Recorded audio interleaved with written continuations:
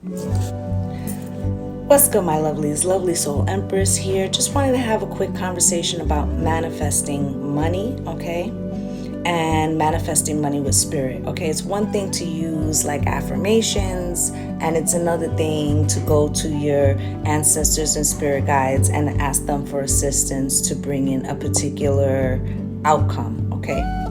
So with that being said, when you're manifesting with your ancestors, okay, or spirit guides, I feel like first you have to have a relationship established with them. You can't just go asking for a new house or whatever, okay? So with that being said, that you already have established a relationship with your ancestors.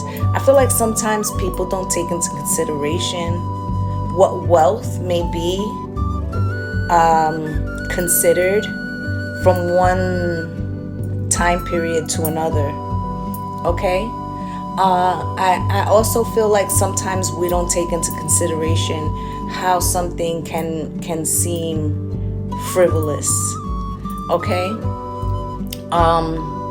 So I first off, I often, and I have, manifested, some very large things in my life, but I feel like the reason why I've been able to do that is because of the language that I particularly use when addressing my spirit guides, okay? I don't necessarily ask for particular amounts of money, okay? I feel like that would be, because I have to understand that maybe my ancestors, that's like beyond what their concept is. It's not that they can't make it possible, but they might feel like in our existence, we don't really understand what spirituality is for, right? And that we use it for things that are not necessarily beneficial, okay?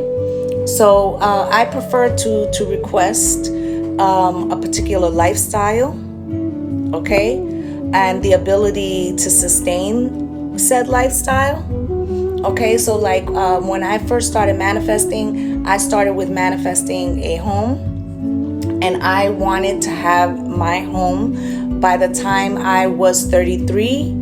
Okay, and I actually got said home around 37. So that wasn't far off the mark. Okay, and I did get, what it was that I was requesting. I started off with like, a particular amount of things, and they weren't, I didn't ask for a mansion. I asked, to have a fireplace. I asked to be able to walk around my home without having to touch the next home next. Just basic things. And I was blessed with something according to those things, and something that was in my means, okay? So sometimes, the way that we envision the manifestation is coming from the wrong desires, okay? And I'm very mindful of that when I'm manifesting, okay? I ask for things that are for the greater good, not only for myself, okay, but for those around me.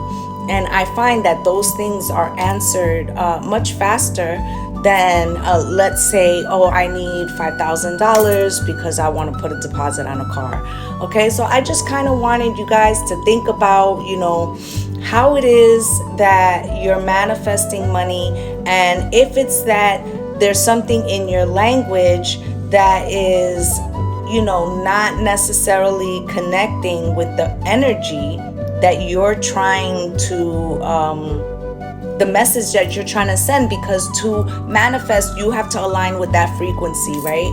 So if you're trying to manifest abundance, are you speaking abundance over your life? And are you trying to foster the appropriate connection and the appropriate vibration to what you're trying to bring in, okay? Have a nice day.